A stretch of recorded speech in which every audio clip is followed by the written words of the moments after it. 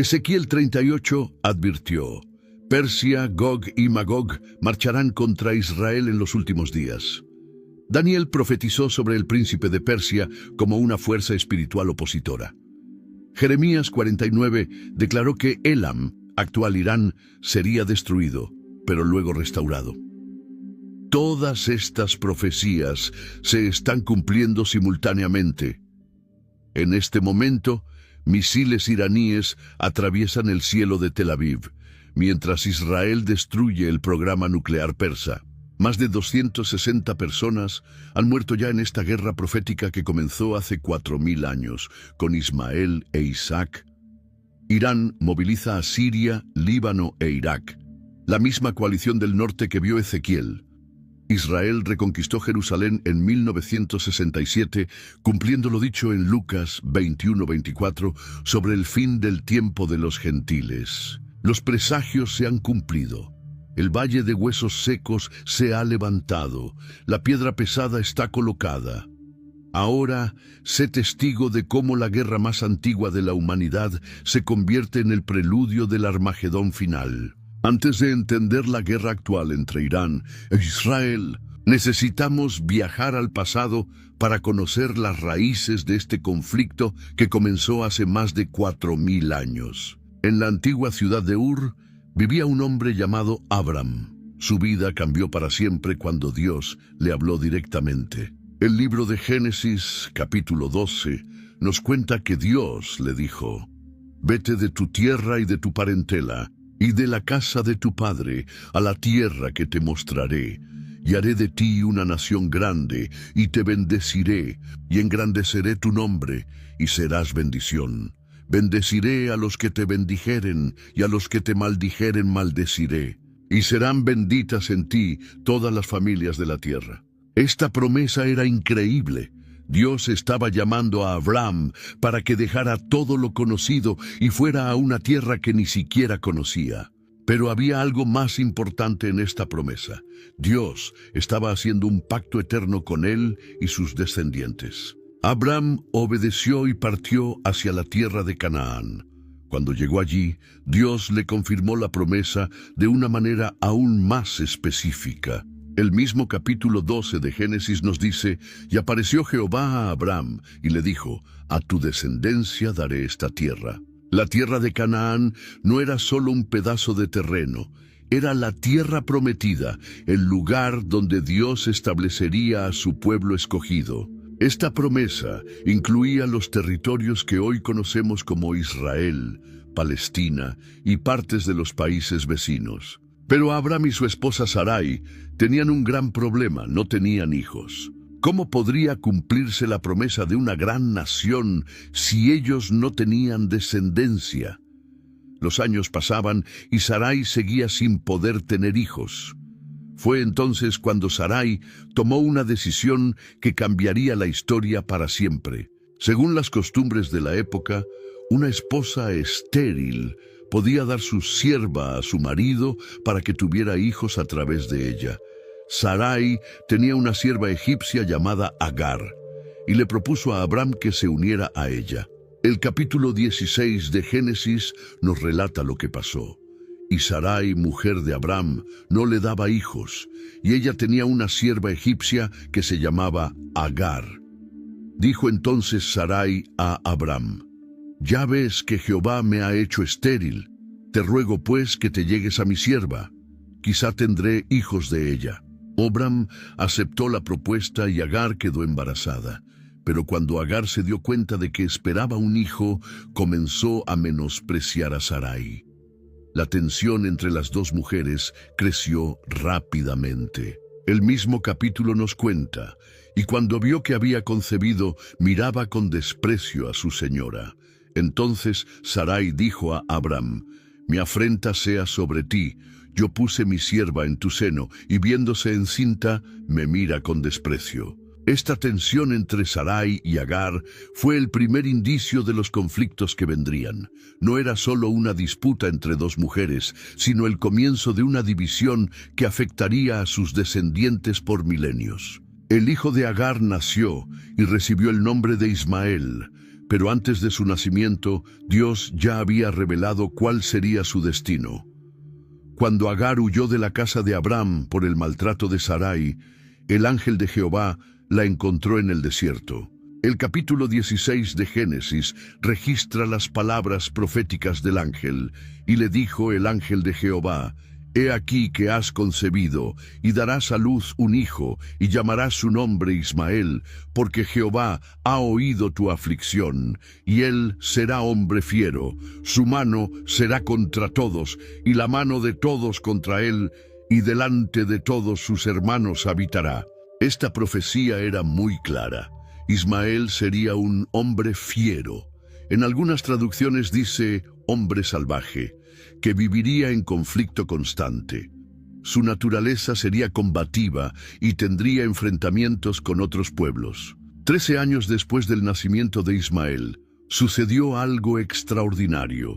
Dios visitó nuevamente a Abraham, quien ya tenía 99 años, y le cambió el nombre a Abraham.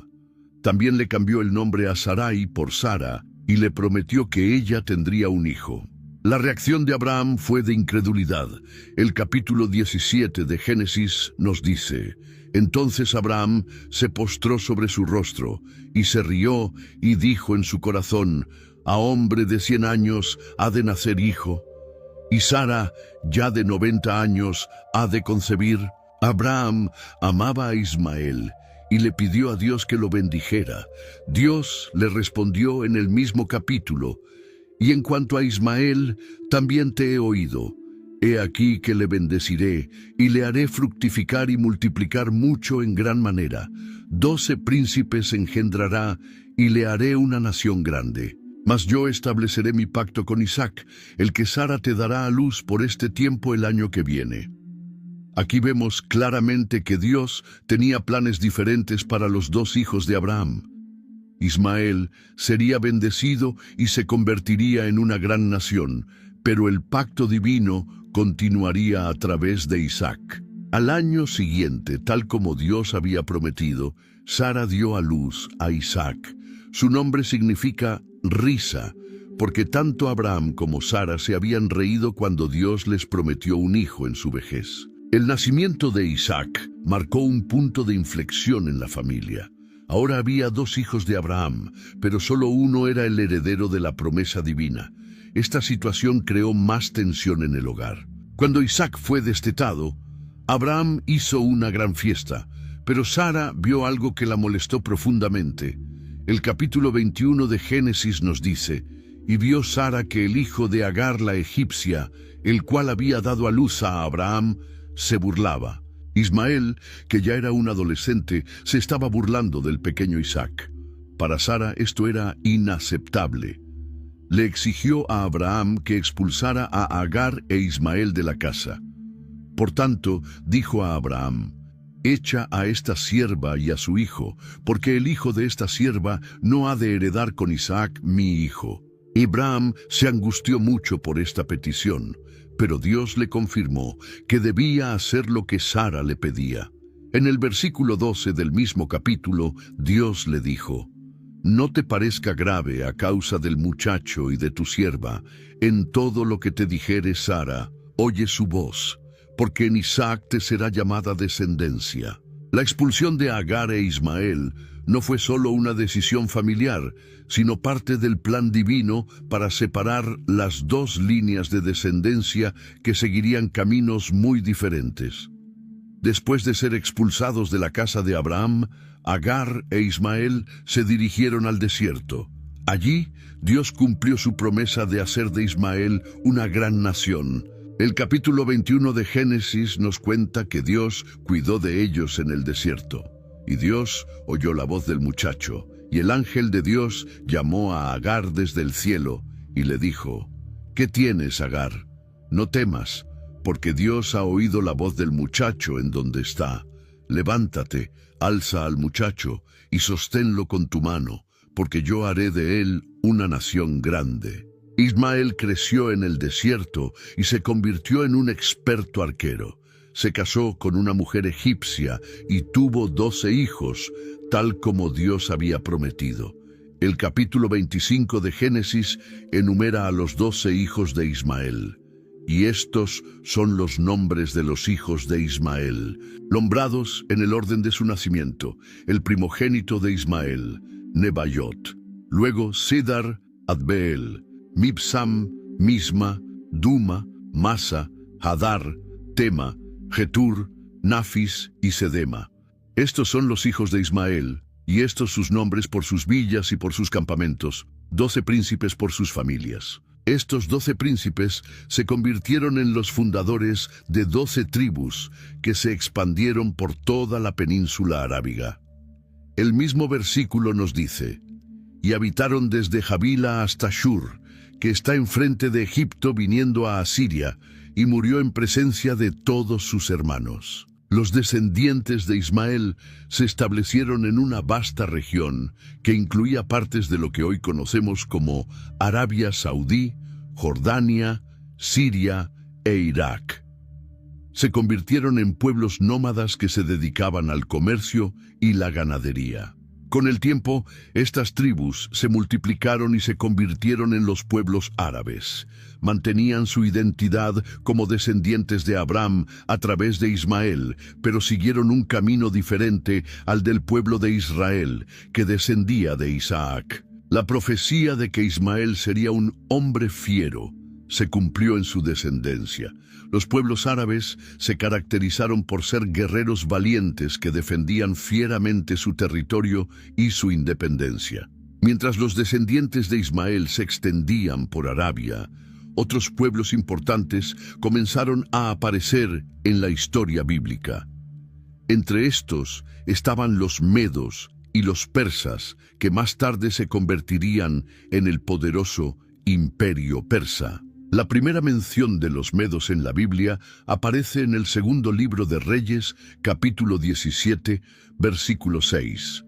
En el año 9 de Oseas, el rey de Asiria tomó Samaria y llevó a Israel cautivo a Asiria y los puso en Jalá y en Jabor junto al río de Gozán y en las ciudades de los medos. Los medos vivían en la región que hoy conocemos como Irán Occidental. Eran un pueblo fuerte que eventualmente se aliaría con los persas para formar uno de los imperios más grandes de la historia antigua. El profeta Daniel tuvo visiones extraordinarias sobre este imperio medo-persa.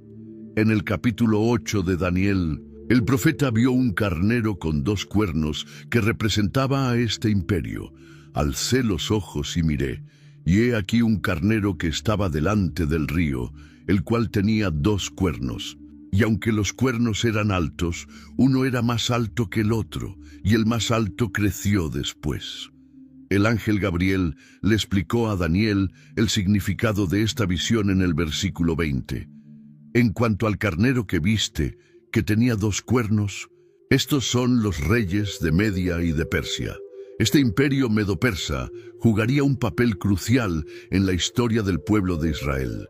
Después de que los babilonios destruyeran Jerusalén y llevaran a los judíos al exilio, fueron los persas quienes les permitirían regresar a su tierra. El rey Ciro de Persia fue especialmente importante en los planes de Dios.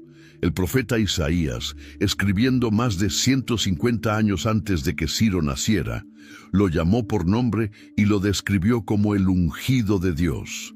En el capítulo 45 de Isaías, Dios dice: Así dice Jehová a su ungido, a Ciro, al cual tomé yo por su mano derecha, para sujetar naciones delante de él y desatar lomos de reyes, para abrir delante de él puertas, y las puertas no se cerrarán. Esta profecía era extraordinaria porque nombraba específicamente a un rey que aún no había nacido. Ciro se convertiría en el instrumento de Dios para liberar a su pueblo del cautiverio babilónico. Para entender la importancia de los persas en la historia de Israel, necesitamos conocer lo que pasó durante el cautiverio babilónico. Debido a la desobediencia del pueblo de Israel, Dios permitió que Nabucodonosor, rey de Babilonia, destruyera Jerusalén y llevara a los judíos al exilio. El segundo libro de Reyes, capítulo 25, nos relata estos eventos trágicos. En el año 19 del rey Nabucodonosor, rey de Babilonia, vino Nabuzaradán, capitán de la guardia, siervo del rey de Babilonia, a Jerusalén. Y quemó la casa de Jehová y la casa del rey y todas las casas de Jerusalén, y toda casa grande quemó a fuego. Miles de judíos fueron deportados a Babilonia, que estaba ubicada en la región que hoy conocemos como Irak. Allí tuvieron que adaptarse a una nueva cultura y aprender a vivir como minoría en un imperio extranjero. Durante el exilio, los judíos desarrollaron nuevas formas de mantener su identidad religiosa. Sin el Templo de Jerusalén, comenzaron a reunirse en sinagogas para estudiar las Escrituras y orar. Muchos aprendieron el idioma arameo y se adaptaron a las costumbres locales sin perder su fe. Algunos judíos prosperaron en el exilio y llegaron a ocupar posiciones importantes en el gobierno babilónico. Daniel es el ejemplo más famoso de esto. Él y sus amigos fueron llevados cautivos cuando eran jóvenes, pero por su sabiduría y fidelidad a Dios, llegaron a ser consejeros del rey. Cuando los persas conquistaron Babilonia, muchos judíos ya habían establecido comunidades prósperas en la región. Algunos decidieron quedarse incluso después de que se les permitiera regresar a Jerusalén. Esta dispersión de los judíos por el imperio persa creó comunidades judías en muchas ciudades importantes. En lugares como Susa, Ecbatana y otras ciudades persas, los judíos establecieron sinagogas y mantuvieron sus tradiciones. Sin embargo, vivir como minoría en un imperio extranjero también trajo desafíos. Algunos judíos se casaron con personas de otros pueblos, lo que causó preocupación entre los líderes religiosos sobre la preservación de la identidad judía. Estos matrimonios mixtos y la influencia de otras culturas crearon tensiones dentro de las comunidades judías. Algunos adoptaron costumbres persas, mientras otros insistían en mantener estrictamente las tradiciones de sus antepasados. Durante el período persa, ocurrió un evento que mostró claramente la tensión entre los judíos y otros pueblos del imperio. Esta historia está registrada en el libro de Esther y nos muestra el primer gran intento de exterminar al pueblo judío. Una joven judía llamada Esther se convirtió en reina de Persia. Su historia comenzó cuando el rey Asuero decidió destituir a la reina Vasti y buscar una nueva esposa. El capítulo 2 de Esther nos cuenta: después de estas cosas, sosegada ya, la ira del rey Asuero se acordó de Vasti y de lo que ella había hecho, y de la sentencia contra ella. Esther, cuyo nombre hebreo era Hadasa, era huérfana y había sido criada por su primo Mardoqueo. Cuando fue llevada al palacio para participar en la selección de la nueva reina, Mardoqueo le aconsejó que no revelara su identidad judía. El versículo 10 del mismo capítulo dice: Esther no declaró cuál era su pueblo ni su parentela, porque Mardoqueo le había mandado que no lo declarase. Esther encontró favor ante el rey y fue elegida como la nueva reina, pero su verdadera prueba vendría más tarde, cuando su pueblo enfrentara una amenaza mortal. El hombre que representaba esta amenaza se llamaba Hamán. Era un agagita que había sido promovido a una posición muy alta en el gobierno persa. El capítulo 3 de Esther nos presenta a este personaje. Después de estas cosas, el rey Asuero engrandeció a Hamán, hijo de Amedata Agagita, y lo honró, y puso su silla sobre todos los príncipes que estaban con él. Amán esperaba que todos en el palacio se inclinaran ante él como señal de respeto. Pero Mardoqueo, el primo de Esther, se negó a hacerlo. El versículo 2 explica: y todos los siervos del rey que estaban a la puerta del rey se arrodillaban y se inclinaban ante Hamán, porque así lo había mandado el rey. Pero Mardoqueo ni se arrodillaba ni se humillaba. Cuando Hamán descubrió que Mardoqueo era judío, su ira se extendió a todo el pueblo judío. El versículo 6 nos dice: pero tuvo en poco poner mano en Mardoqueo solamente, pues ya le habían declarado cuál era el pueblo de Mardoqueo, y procuró Amán destruir a todos los judíos que había en el reino de Asuero, al pueblo de Mardoqueo. Amán engañó al rey Asuero para que firmara un decreto ordenando la destrucción de todos los judíos en el imperio. Le dijo al rey que había un pueblo disperso por todo el reino que no obedecía las leyes del rey. El capítulo 3, versículo 13, describe el decreto terrible.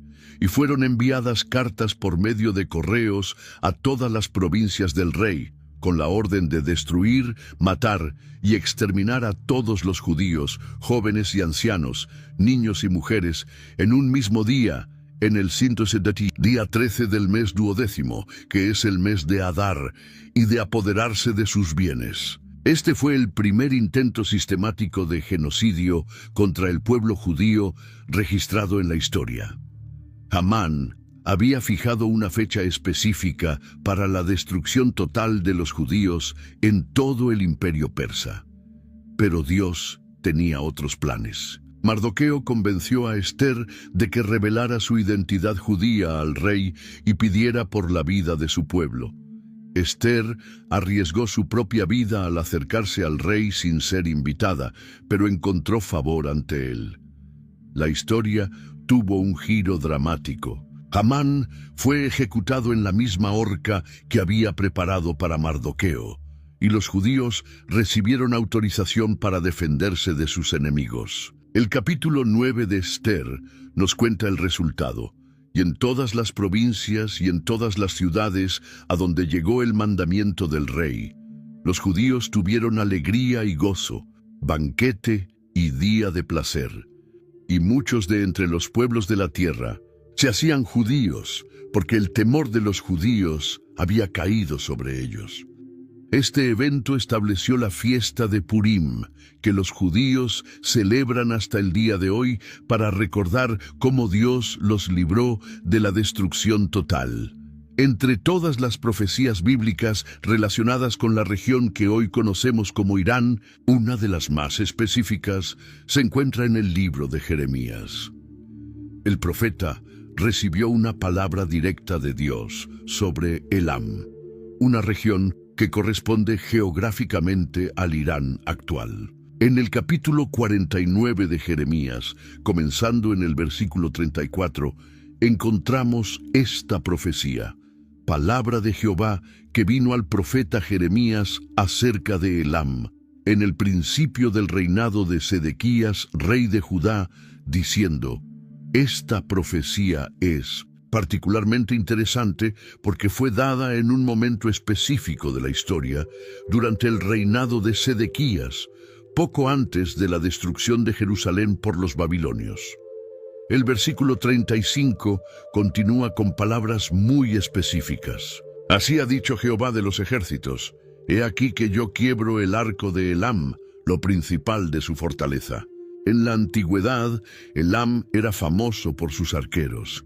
Eran considerados entre los mejores guerreros del mundo, conocido por su habilidad con el arco y la flecha. Cuando Dios dice que quebraría el arco de Elam, estaba hablando de destruirlo, que era su principal fuerza militar. La profecía continúa en el versículo 36 con detalles aún más específicos. Y traeré sobre Elam los 4 vientos de los 4 puntos del cielo, y los esparciré a todos estos vientos, y no habrá nación a donde no vengan fugitivos de Elam. Esta predicción hablaba de una dispersión total del pueblo elamita. Serían esparcidos a los 4 vientos, meaning que no habría lugar en la tierra donde no se encontraran refugiados de Elam. El versículo 37 describe la intensidad de esta destrucción. Y haré que Elam se intimide delante de sus enemigos, y delante de los que buscan su vida, y traeré sobre ellos mal y el ardor de mi ira, dice Jehová, y enviaré en pos de ellos espada hasta que los acabe. Pero la profecía no termina con destrucción. El versículo 38 contiene una promesa extraordinaria. «Y pondré mi trono en Elam, y destruiré de allí al rey y a los príncipes», dice Jehová. La imagen de Dios poniendo su trono en Elam sugiere que después de la destrucción, Dios mismo tomaría control de esa región. Esto implica un propósito divino especial para esa tierra. Finalmente, el versículo 39 termina con una promesa de restauración. «Pero acontecerá en los postreros días que haré volver los cautivos de Elam», dice Jehová. Esta es una de las pocas profecías bíblicas que habla específicamente de una restauración en los postreros días. La palabra cautivos aquí puede referirse tanto a personas literalmente cautivas como a la restauración de la fortuna y el poder de la región. Lo extraordinario de esta profecía es que Elam corresponde geográficamente a la región donde hoy está Irán. La capital de la antigua Elam era Susa, que aparece frecuentemente en la Biblia y estaba ubicada en el territorio del Irán actual. Esta profecía tiene implicaciones importantes para entender los eventos actuales en el Medio Oriente, especialmente considerando que habla de eventos que ocurrirían en los postreros días. La historia de Daniel nos muestra cómo un joven judío llegó a tener una influencia extraordinaria en los imperios de Babilonia y Persia. Su experiencia nos revela aspectos importantes sobre las fuerzas espirituales que operaban detrás de estos grandes imperios. Daniel fue llevado cautivo a Babilonia cuando era apenas un adolescente. El capítulo 1 de Daniel nos cuenta: en el año tercero del reinado de Joacim, rey de Judá, vino Nabucodonosor, rey de Babilonia, a Jerusalén, y la sitió. Y el Señor entregó en sus manos a Joacim, rey de Judá, y parte de los utensilios de la casa de Dios, y los trajo a tierra de Sinar, a la casa de su Dios, y colocó los utensilios en la casa del tesoro de su Dios. Daniel y sus amigos fueron seleccionados para ser entrenados en la sabiduría y las costumbres babilónicas. Pero ellos decidieron mantenerse fieles a Dios y a sus principios, incluso en tierra extranjera. Su fidelidad fue recompensada cuando Daniel interpretó el sueño del rey Nabucodonosor.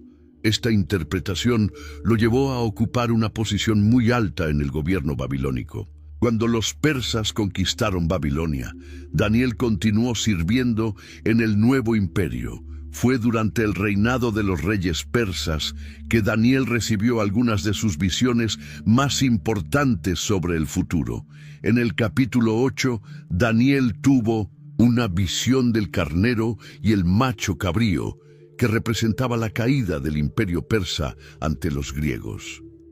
Pero la visión más reveladora sobre las fuerzas espirituales detrás de estos imperios se encuentra en el capítulo 10 de Daniel. Allí, Daniel nos cuenta sobre un encuentro extraordinario con un ser celestial que le reveló los conflictos espirituales que ocurrían en el mundo invisible. Daniel había estado ayunando y orando durante 21 días cuando tuvo esta visión. El versículo 12 registra las palabras del ángel. Entonces me dijo: Daniel, no temas, porque desde el primer día que dispusiste tu corazón a entender y a humillarte en la presencia de tu Dios, fueron oídas tus palabras, y a causa de tus palabras yo he venido. Pero luego el ángel reveló algo asombroso sobre por qué había tardado tanto en llegar. El versículo 13 dice: Mas el príncipe del reino de Persia se me opuso durante 21 días, pero he aquí Miguel, uno de los principales príncipes, vino para ayudarme, y quedé allí con los reyes de Persia. Esta revelación nos muestra que detrás del imperio persa había una fuerza espiritual específica llamada el príncipe del reino de Persia. Esta entidad espiritual era tan poderosa que pudo resistir a un ángel de Dios durante 21 días, hasta que el arcángel Miguel vino a ayudar. El ángel También reveló que después de terminar de hablar con Daniel, tendría que regresar para seguir luchando contra el príncipe de Persia, y que después vendría el príncipe de Grecia. El versículo 20 dice: Él me dijo: ¿sabes por qué he venido a ti? Pues ahora tengo que volver para pelear contra el príncipe de Persia, y al terminar con él, el príncipe de Grecia vendrá. Esta información es crucial para entender que los conflictos en el mundo físico a menudo reflejan batallas espirituales que ocurren en el mundo invisible. El principado espiritual que estaba detrás del imperio persa tenía características específicas que se manifestaban en las políticas y acciones de ese imperio. La revelación de Daniel nos muestra que la región que hoy conocemos como Irán ha estado bajo la influencia de fuerzas espirituales específicas desde la antigüedad. Estas fuerzas han moldeado el carácter y las acciones de los pueblos y gobiernos de esa región a través de la historia.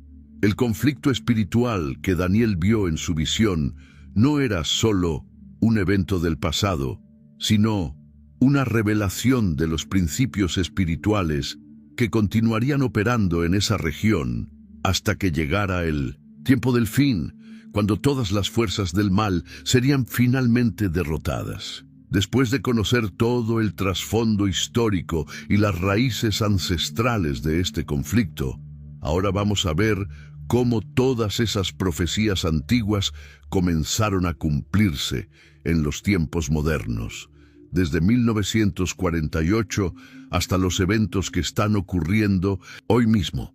Durante casi 1900 años, los judíos vivieron esparcidos por todo el mundo sin tener su propia nación. Parecía imposible que algún día pudieran regresar a la tierra que Dios les había prometido a Abraham. Pero en 1948 ocurrió algo que muchos consideran el milagro más grande de los tiempos modernos. El profeta Ezequiel había visto en una visión algo extraordinario que se registra en el capítulo 37 de su libro. Dios lo llevó a un valle lleno de huesos secos y le preguntó: «Hijo de hombre, ¿vivirán estos huesos?». Ezequiel respondió: «Señor Jehová, tú lo sabes». Entonces Dios le ordenó que profetizara sobre esos huesos. El versículo 4 dice: «Y me dijo: profetiza sobre estos huesos y diles: huesos secos, oíd palabra de Jehová. Así ha dicho Jehová el Señor a estos huesos: he aquí yo hago entrar espíritu en vosotros y viviréis». Cuando Ezequiel obedeció, sucedió algo asombroso. Los versículos 7 y 8 nos cuentan: «Profeticé, pues, como me fue mandado, y hubo un ruido mientras yo profetizaba, y he aquí un temblor, y los huesos se juntaron cada hueso con su hueso, y miré, y he aquí tendones sobre ellos, y la carne subió, y la piel cubrió por encima de ellos, pero no había en ellos espíritu». Dios le explicó a Ezequiel el significado de esta visión en el versículo 11. Me dijo luego: «Hijo de hombre, todos estos huesos son la casa de Israel. He aquí, ellos dicen: nuestros huesos se secaron, y pereció nuestra esperanza, y somos del todo destruidos». Pero luego vino la promesa extraordinaria en los versículos 12 y 13. «Por tanto, profetiza y diles: así ha dicho Jehová el Señor: he aquí yo abro vuestros sepulcros, pueblo mío, y os haré subir de vuestras sepulturas, y os traeré a la tierra de Israel. Y sabréis que yo soy Jehová, cuando abra vuestros sepulcros, y os saque de vuestras sepulturas, pueblo mío».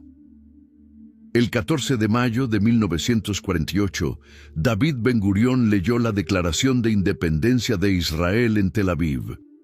Por primera vez en casi 2 milenios, los judíos tenían su propia nación en la tierra prometida. Era como si los huesos secos del valle de Ezequiel literalmente hubieran cobrado vida. La declaración decía: «Por virtud de nuestro derecho natural e histórico, y en base a la resolución de la Asamblea General de las Naciones Unidas, proclamamos: el establecimiento de un Estado judío en Eretz Israel, que será conocido como el Estado de Israel. Pero el cumplimiento de la profecía no fue fácil. Inmediatamente después de la declaración de independencia, todos los países árabes vecinos declararon la guerra a la nueva nación. Egipto, Jordania, Siria, Líbano e Irak atacaron simultáneamente con la intención de destruir a Israel antes de que pudiera establecerse. Era una situación imposible desde el punto de vista humano.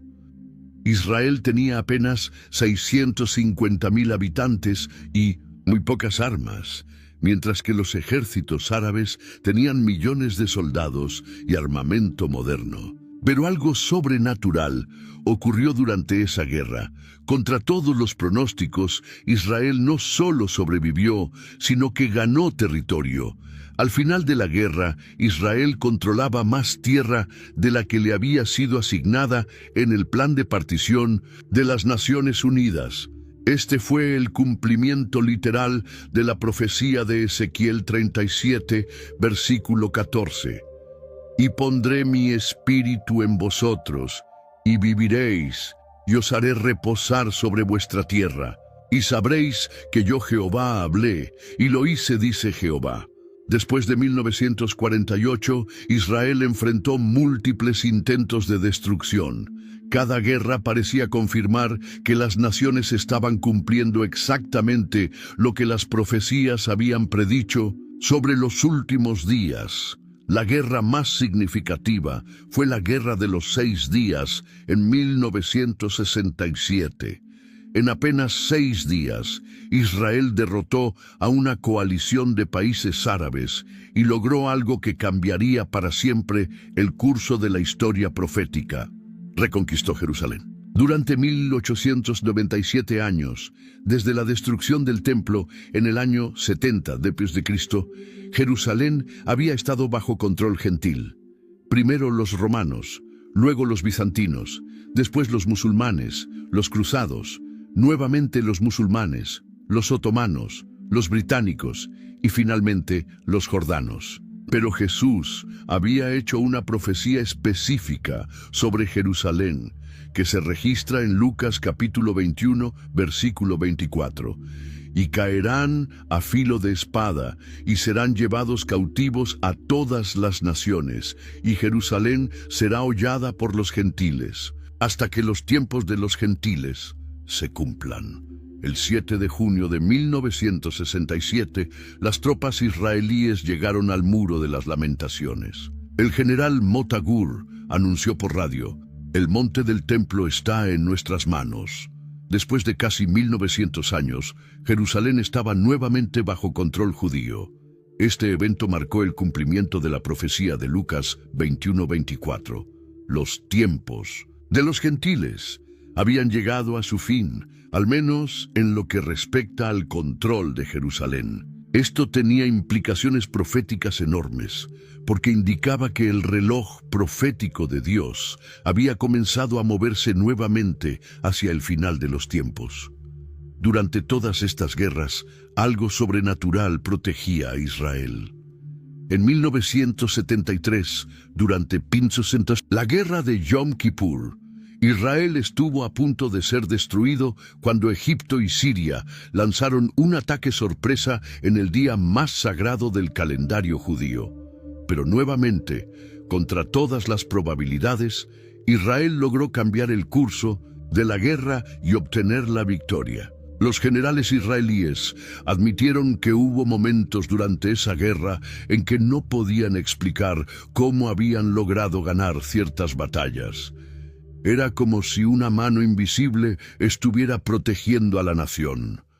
Esta protección sobrenatural cumplía la profecía de Zacarías, capítulo 2, versículo 5.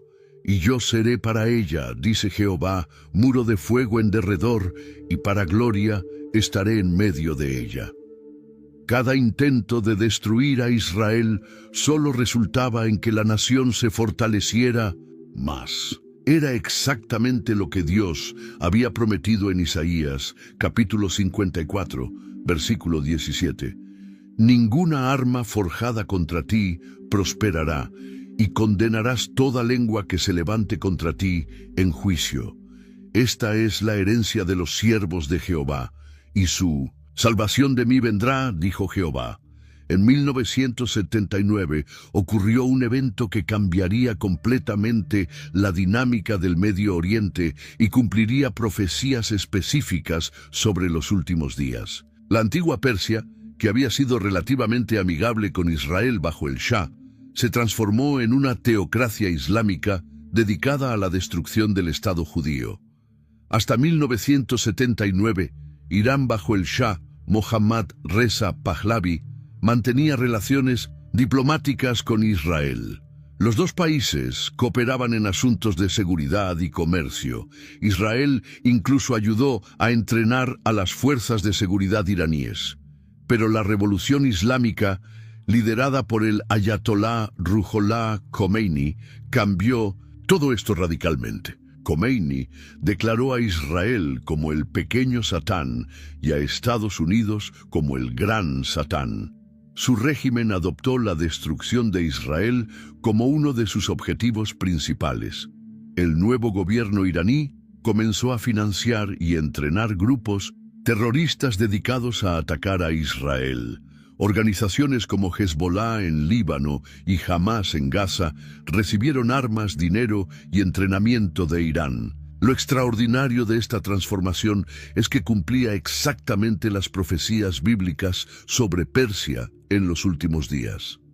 El profeta Ezequiel había visto que Persia sería parte de una gran coalición que atacaría a Israel en los tiempos finales.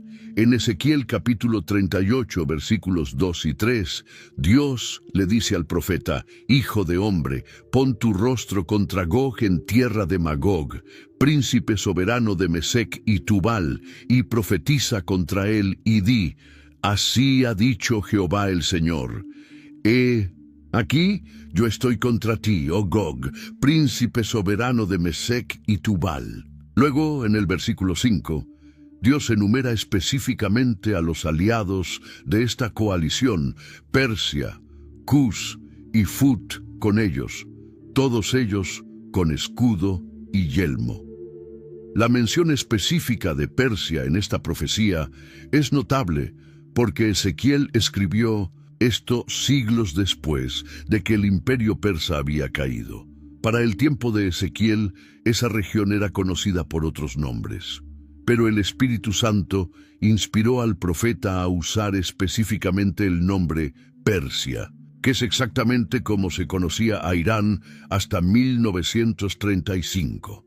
Después de 1979, Irán comenzó a desarrollar capacidades militares específicamente diseñadas para atacar a Israel.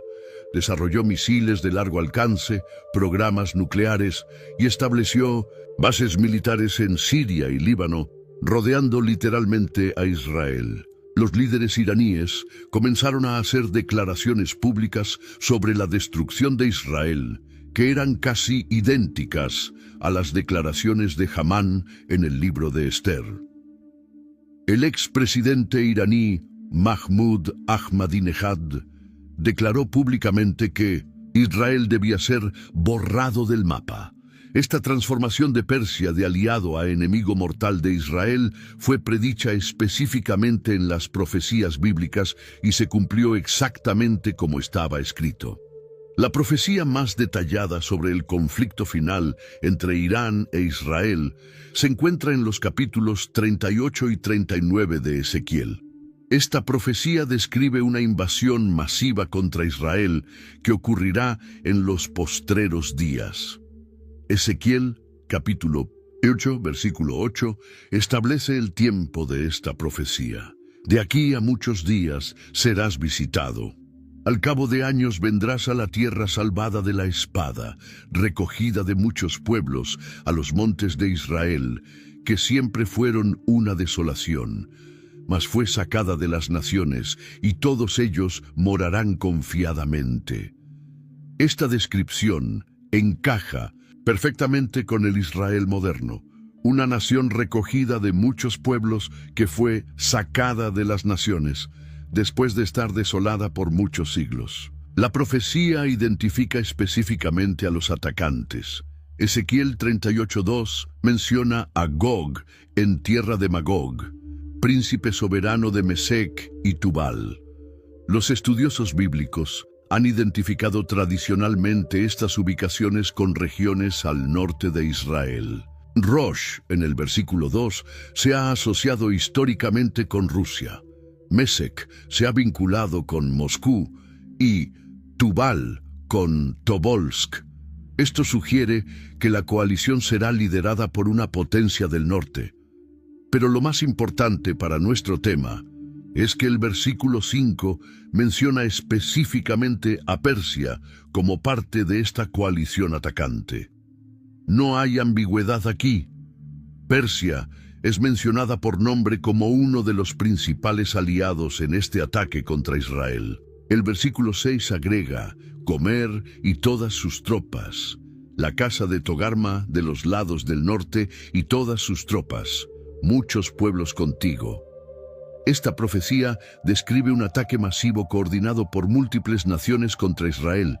Ezequiel 38:9 dice, subirás tú y vendrás como tempestad, como nublado para cubrir la tierra serás tú y todas tus tropas, y muchos pueblos contigo. La motivación para este ataque se describe en el versículo 12, para arrebatar despojos y para tomar botín, para poner tus manos sobre las tierras, desiertas ya pobladas, y sobre el pueblo recogido de entre las naciones, que se hace de ganados y posesiones, que mora en la parte central de la tierra. Israel es descrito como una nación próspera que ha sido recogida de entre las naciones y que mora en la parte central de la tierra. Esta descripción encaja perfectamente con el Israel moderno, pero la profecía también describe la intervención sobrenatural de Dios. Ezequiel 38, 18, 19 dice, y en aquel día, cuando venga Gog contra la tierra de Israel, dijo Jehová el Señor, subirá mi ira y mi enojo. Porque he hablado en mi celo y en el fuego de mi ira, que en aquel día habrá gran temblor sobre la tierra de Israel. Dios mismo luchará contra esta coalición. El versículo 22 describe cómo, y yo litigaré contra él con pestilencia y con sangre, y haré llover sobre él, sobre sus tropas y sobre los muchos pueblos que están con él, impetuosa lluvia y piedras de granizo, fuego y azufre. Esta batalla terminará con la destrucción total de la coalición atacante y establecerá la gloria de Dios ante todas las naciones.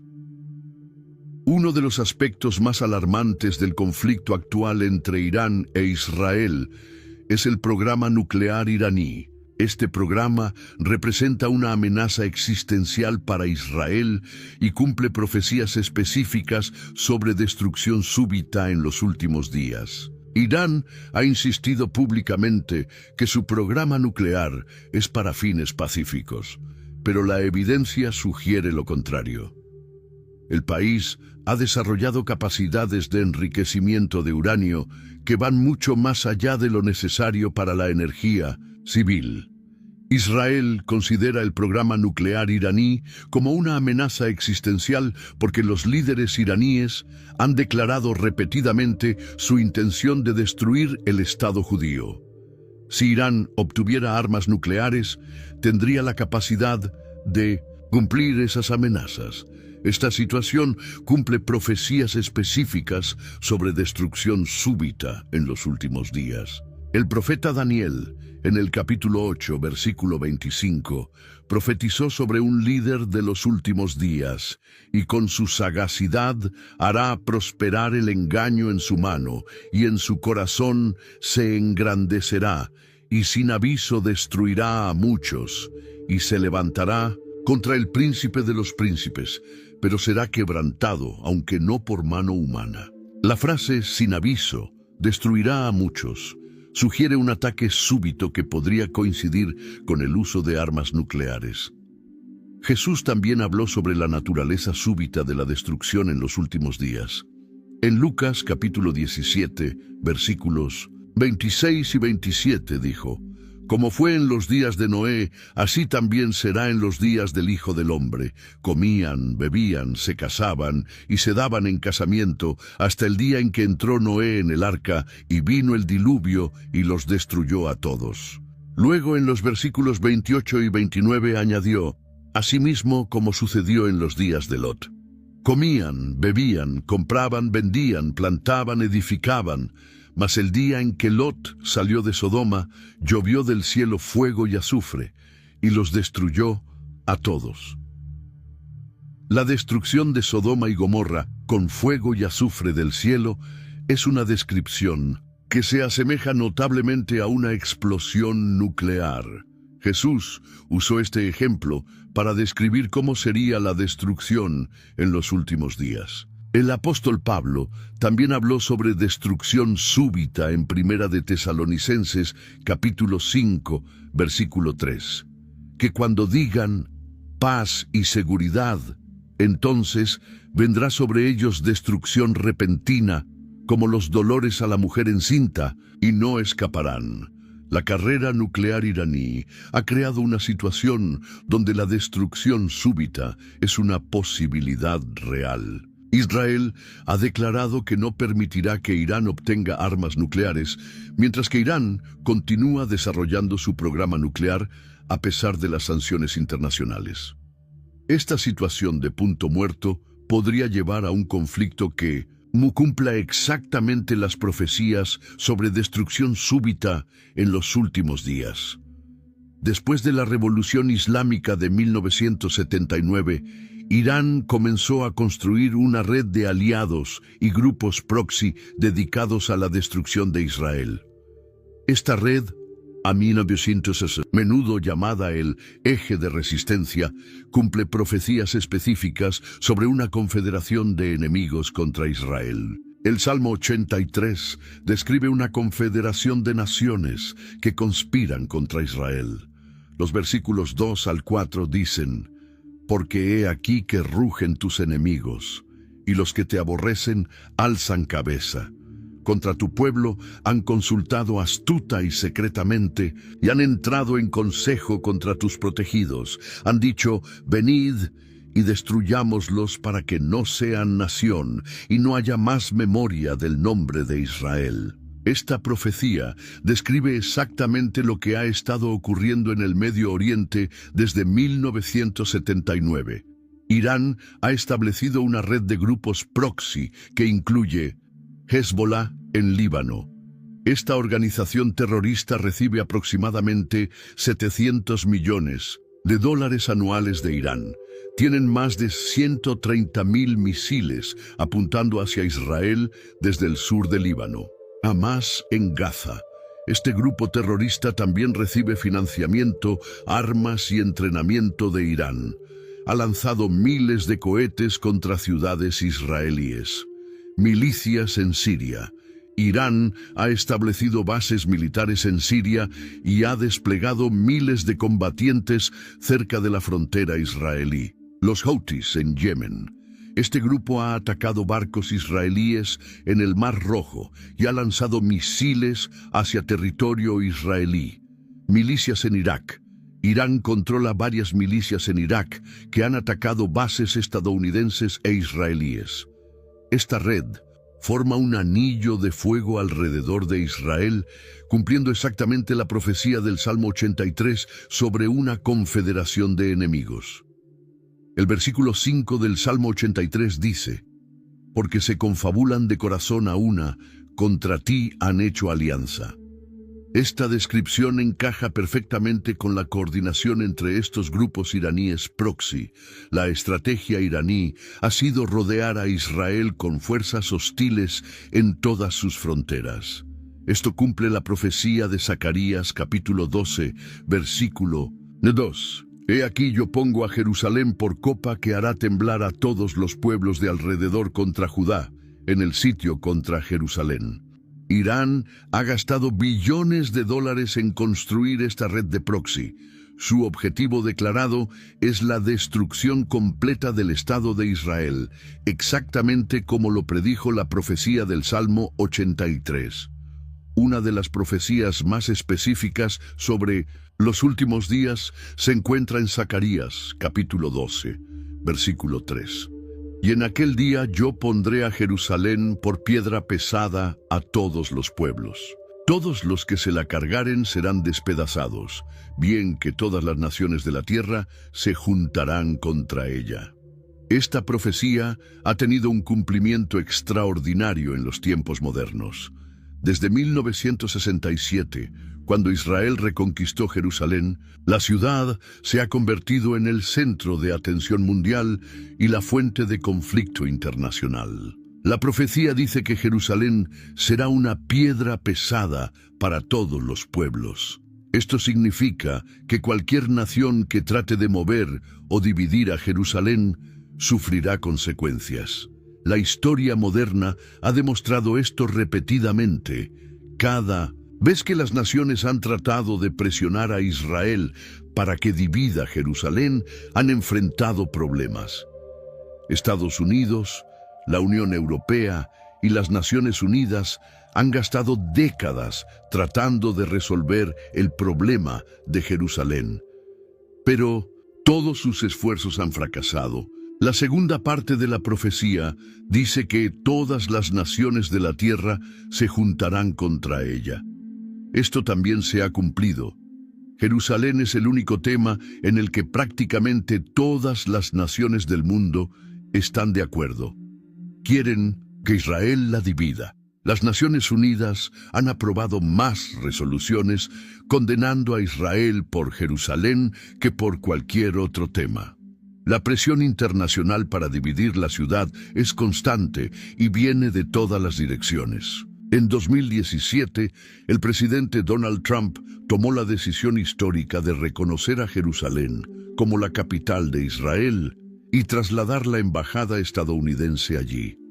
Esta decisión cumplió profecías específicas sobre el reconocimiento de Jerusalén. En los últimos días, la respuesta internacional fue exactamente lo que predijo Zacarías. Las naciones se enfurecieron y condenaron la decisión.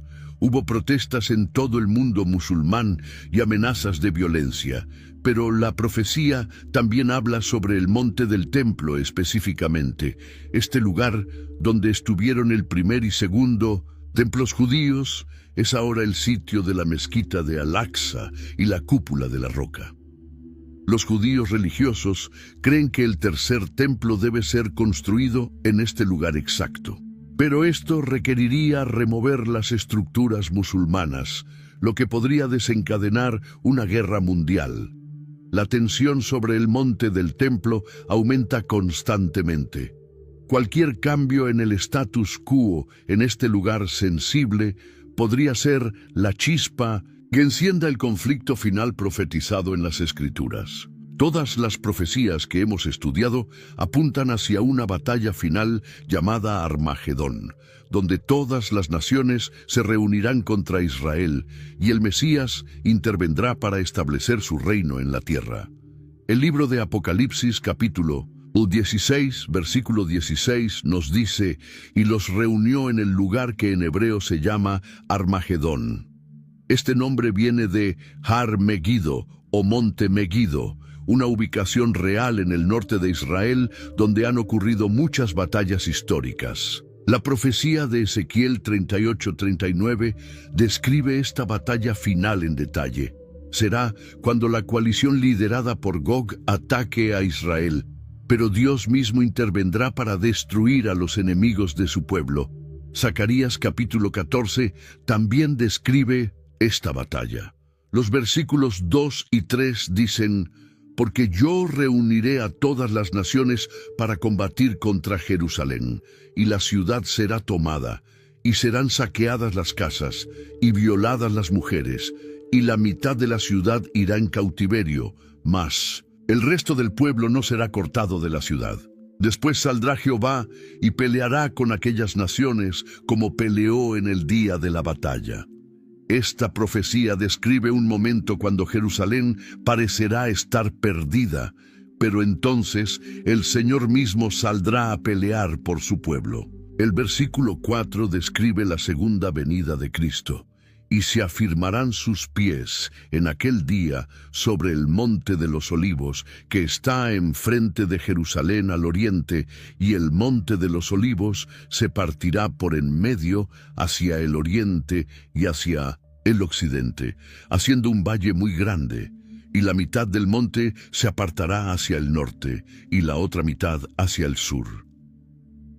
Esta intervención divina resultará en el establecimiento del reino milenar con sede en Jerusalén. Isaías, capítulo 2, versículos 2 y 3, profetiza: Acontecerá en lo postrero de los tiempos, que será confirmado el monte de la casa de Jehová como cabeza de los montes, y será exaltado sobre los collados, y correrán a él todas las naciones. Y vendrán muchos pueblos, y dirán: Venid y subamos al monte de Jehová, a la casa del Dios de Jacob, y nos enseñará sus caminos, y caminaremos por sus sendas. Porque de Sión saldrá la ley, y de Jerusalén la palabra de Jehová. Durante este reino habrá paz universal. Isaías 2:4 dice: Y juzgará entre las naciones, y reprenderá a muchos pueblos, y volverán sus espadas en rejas de arado, y sus lanzas en hoces. No alzará espada nación contra nación, ni se adiestrarán más para la guerra. El conflicto entre Irán e Israel, que comenzó hace 4000 años con Ismael e Isaac, finalmente terminará cuando el príncipe de paz establezca su reino eterno en Jerusalén. Todas las naciones que han luchado contra Israel reconocerán finalmente que Jehová es Dios, y habrá paz perpetua en la tierra. Si este contenido te ha impactado, y quieres seguir entendiendo cómo las profecías bíblicas se cumplen en nuestros días, suscríbete al canal y activa la campanita de notificaciones para no perderte ningún análisis profético. Comparte este video con tus familiares y amigos.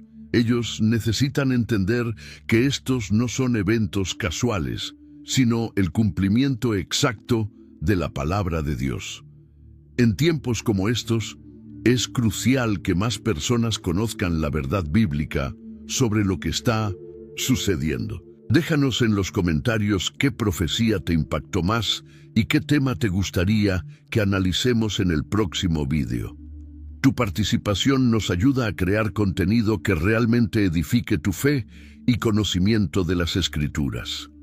Recuerda, no estamos siendo espectadores de la historia, estamos siendo testigos del cumplimiento de la palabra de Dios. Mantente alerta, mantente orando y mantente preparado. Nos vemos en el próximo vídeo con más revelaciones proféticas.